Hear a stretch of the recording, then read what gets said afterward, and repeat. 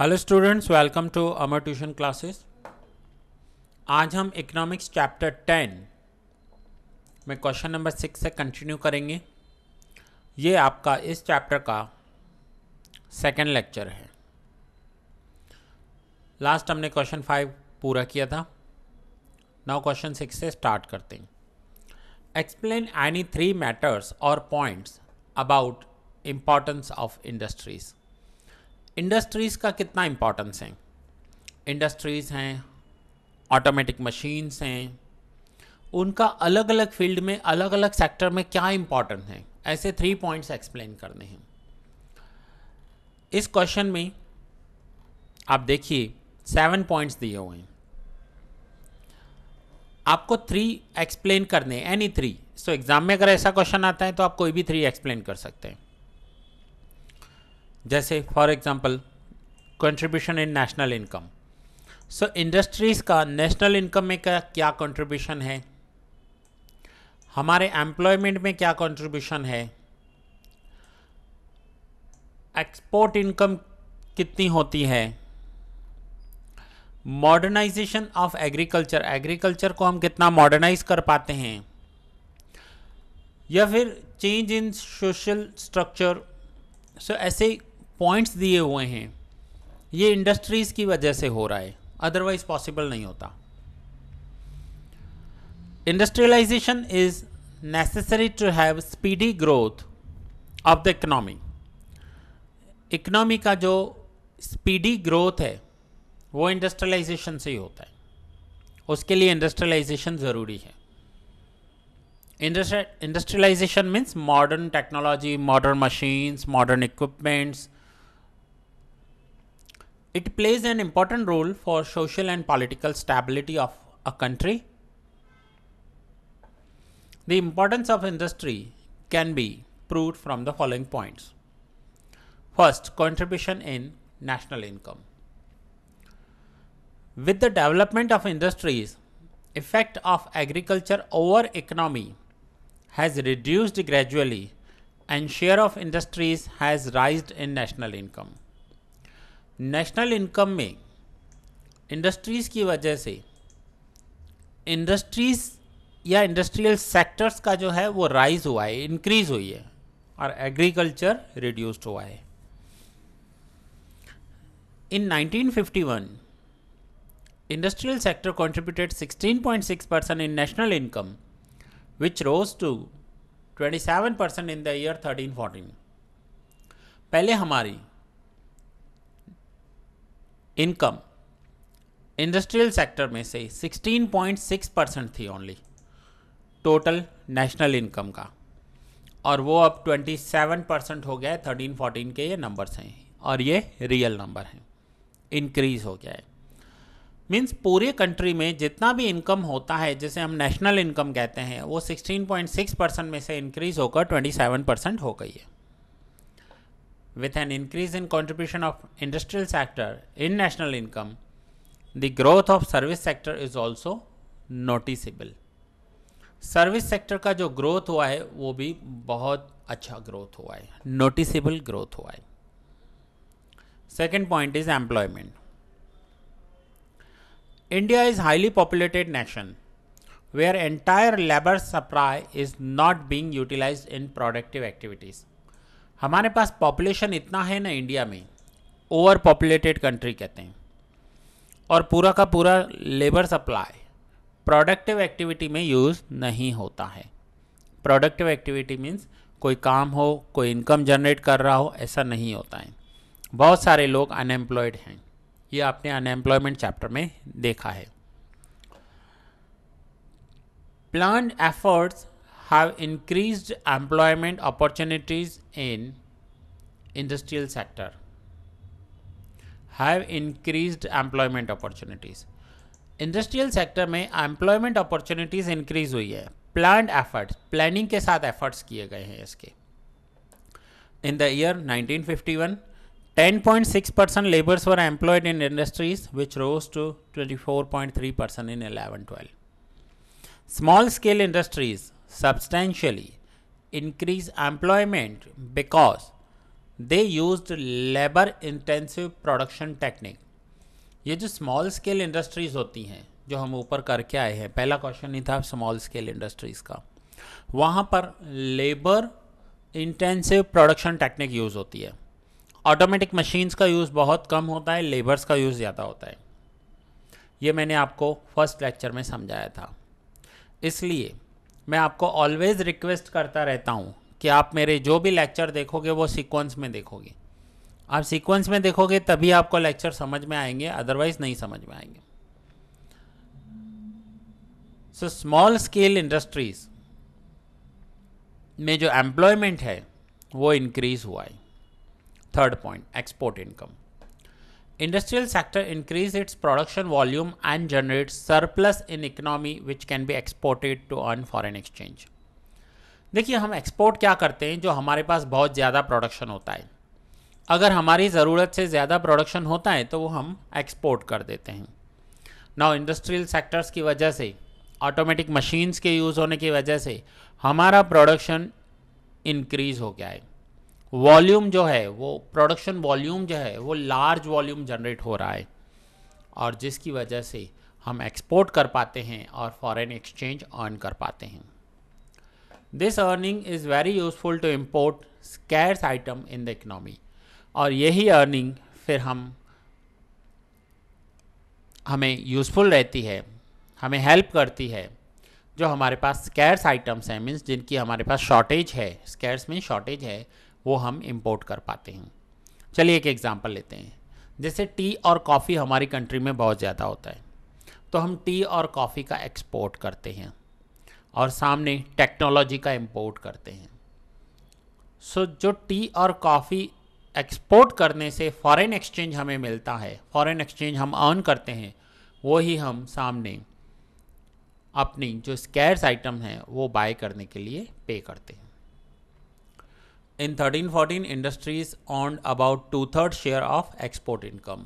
कितना बड़ा शेयर होता है, 2/3 शेयर ऑफ एक्सपोर्ट इनकम हमें इंडस्ट्रीज में से मिलता है। दस, industrial sector of economy does not only satisfy requirement of citizens, but it also helps in satisfying the requirements of other items in economy by exporting surplus production. So industries की वजह से ना सिर्फ हमें हेल्प होती है, ना सिर्फ सिटीजन्स को हेल्प होती है, बट उसका सरप्लस प्रोडक्शन हम बाहर बेचकर, एक्सपोर्ट कर कर फॉरेन करेंसी अर्न करते हैं। Fourth point, balanced economic development. Industrial sector is very useful in attaining rapid and balanced economic development. एक तो हमें rapid and balanced economic development मिलता है। इकोनॉमिक डेवलपमेंट मीन्स फिनेंशियली हम कितने स्ट्रांग होते हैं, that is called economic development. Along with development there is a rise in demand of primary commodities and excess incomes remains as saving. Rise in demand of primary commodities. Primary commodities की demand में increase होता है, और जो हमारी access income है, demand increase होगी तो क्या होगा, इनकम इंक्रीज होगा, और वो जो एक्सेस इनकम है वो हमारे पास एज अ सेविंग रहती है। Excess of income increase the demand of luxurious and entertainment products which can be satisfied by industry. अब देखिए, सपोज कीजिए किसी के पास नॉर्मल इनकम है तो उसकी सिर्फ प्राइमरी डिमांड्स ही पूरी होंगी, लेकिन अगर किसी के पास एक्सेस इनकम है, सेविंग है, तो बेसिक डिमांड्स, प्राइमरी डिमांड्स पूरी होने के बाद उसकी लग्जरियस आइटम्स की डिमांड इंक्रीज होने लगेगी। पहले अगर किसी को रोटी, कपड़ा और मकान चाहिए था, लेकिन अब उसकी एक्सेस इनकम है, सो वो कार भी परचेज़ करेगा, लग्जरियस प्रोडक्ट्स परचेज़ करेगा, सो लग्जरियस प्रोडक्ट की डिमांड बढ़ जाएगी, और वो भी तो हमें इंडस्ट्रीज से ही मिलती है। In addition to this, government can also establish several public sector enterprise in less developed और backward areas to increase employment and income. Government can establish, government बहुत सारे पब्लिक सेक्टर एस्टैब्लिश कर रही है। कहाँ पर? बैकवर्ड एरियाज़ में या फिर स्पेशल इकोनॉमिक जोन्स में, और वहाँ पर क्या करना है, उन एरियाज़ को डेवलप करना है। 10. This makes speedy and balanced development of economy. So हमारी इकोनॉमी का स्पीडी एंड बैलेंस्ड डेवलपमेंट होगा, मीन्स सारे सेक्टर्स एक साथ आगे बढ़ेंगे। पुअर का भी डेवलपमेंट होगा, मिडिल क्लास का भी डेवलपमेंट होगा, रिच का भी डेवलपमेंट होगा, हर एक एरिया का डेवलपमेंट होगा, हर एक सेक्टर का डेवलपमेंट होगा। 5th point, modernisation of agriculture. Agriculture को मॉडर्नाइज करने के लिए हमें टेक्नोलॉजी हेल्पफुल रहती है। ये पॉइंट हम लेक्चर नंबर 1 में कर आए हैं।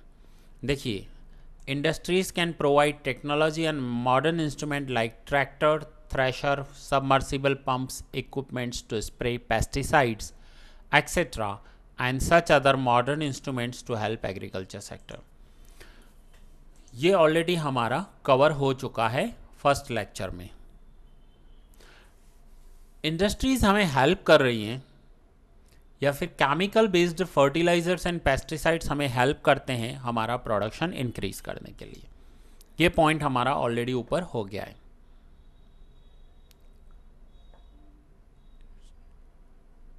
Strengthens economic structure. हमारे इकोनॉमिक स्ट्रक्चर को स्ट्रेंथ मिलती है, ताकत मिलती है। Industrial sector is essential to create strong solid structure of economy. Industrial sector produce products like iron, steel, cement, which are useful to build irrigation projects, roads, bridge, etc. अब देखिए, कोई भी बिजनेस हो, किसी भी कंट्री को development चाहिए तो उसे रोड्स बनाने होंगे, हाईवे प्रोजेक्ट्स बनाने होंगे, ब्रिजेस बनाने होंगे, बहुत सारे इरिगेशन प्रोजेक्ट्स बनाने होंगे। तो इन सब के लिए स्टील चाहिए, आयरन चाहिए, और वो हमें इंडस्ट्रीज से ही मिलता है। It provides vehicles of transportation like buses, trucks, railways, planes, car, two wheelers etcetera. ये जो इंडस्ट्रीज हैं, ये हमें व्हीकल्स भी देती हैं, और ये सब हमारी इकोनॉमी को स्ट्रेंथ देते हैं। Instruments of safety like rifles, bullets, tanks etc. produced by industries reduce dependence on other nations। अब इंडस्ट्रीज में डेवलपमेंट होने की वजह से बुलेट्स, राइफल्स, टैंक्स अगर हम खुद प्रोड्यूस कर रहे हैं तो ये भी हमें हेल्प करता है, और हम अदर नेशंस पर डिपेंडेंट नहीं रहते। All these make India much stronger economically, और ये सब इंडिया को मच स्ट्रॉन्गर बनाते हैं economically. Point number 7, change in social structure. ये पॉइंट ऑलरेडी हमारा हो चुका है। हमारा सोशल स्ट्रक्चर चेंज होता है, जिसमें हमारे कुछ, जैसे ये था point, superstitions, fatalism, narrow psychology, ये सब वैल्यूज से हम ओवरकम होते हैं। ये हमारा ऑलरेडी हो चुका है। जो भी पॉइंट्स हो चुके होंगे वो मैं फिर से नहीं एक्सप्लेन करूँगा, इसलिए आपको सारे लेक्चर सीक्वेंस में ही देखने होंगे। ठीक है। सो ये था क्वेश्चन नंबर 6, जिसमें आपको 7 पॉइंट्स मैंने एक्सप्लेन किए। कौन से? About importance of industries. Industries का हमारी लाइफ में, हमारी इकोनॉमी में, हमारे मॉडर्नाइजेशन में, हमारे एग्रीकल्चर में, हमारे नेशन में, हमारी इनकम्स में क्या रोल है, वो हमने देखा।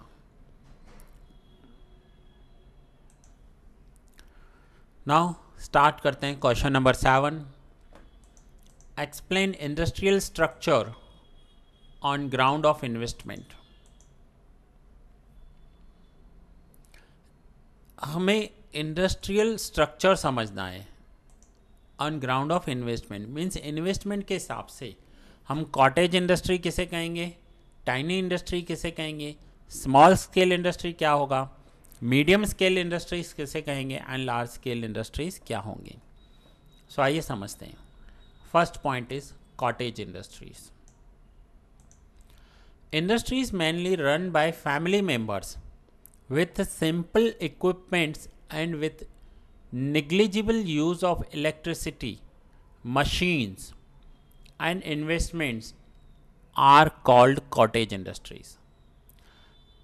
ये जो कॉटेज इंडस्ट्री है फैमिली मेम्बर्स चलाते हैं, सिंपल इक्विपमेंट्स की हमें ज़रूरत होती है, नेग्लिजिबल यूज़ ऑफ इलेक्ट्रिसिटी का बहुत ही कम यूज़ करते हैं, इलेक्ट्रिसिटी ज़्यादा यूज़ नहीं होती, मशीन्स नहीं होते हैं, इन्वेस्टमेंट ज़्यादा नहीं होता।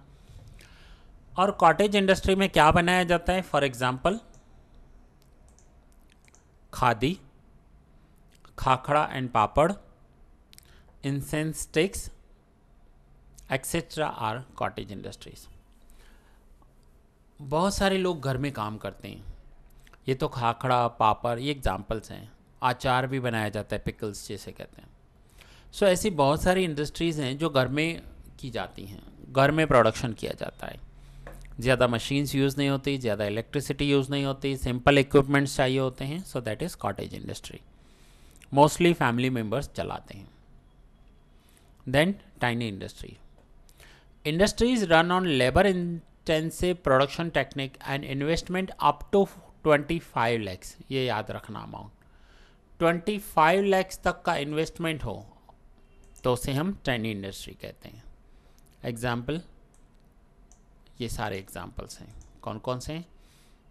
Metal, artistic products, leather, clay यानी मिट्टी से बने हुए जो खिलौने होते हैं या बर्तन होते हैं, ये इस इंडस्ट्रीज़ में आते हैं। Now next is small scale industry. इसका तो हम पूरा क्वेश्चन करके आए हैं। आपको ये अमाउंट याद रखना है, 25 lakhs से ज़्यादा और 5 करोड़ तक का इन्वेस्टमेंट जो होता है उसे स्मॉल स्केल इंडस्ट्रीज कहते हैं। So first cottage industry, then 0 से 25 लाख का इन्वेस्टमेंट हो तो टाइनी इंडस्ट्री, 25 लाख से 5 करोड़ का इन्वेस्टमेंट हो तो small scale industries, and 5 crore से 10 करोड़ तक का इन्वेस्टमेंट हो तो हम उसे मीडियम स्केल इंडस्ट्रीज कहते हैं। Industries which have investment more than 5 crore and less than 10 crore and utilise labour और capital intensive production techniques are called medium scale industries. For example machinery, chemicals, electronic equipment etcetera are medium scale industries. So ये investment याद करना है आपको। 25 लाख से 5 crore small scale, 5 to 10 crore medium scale.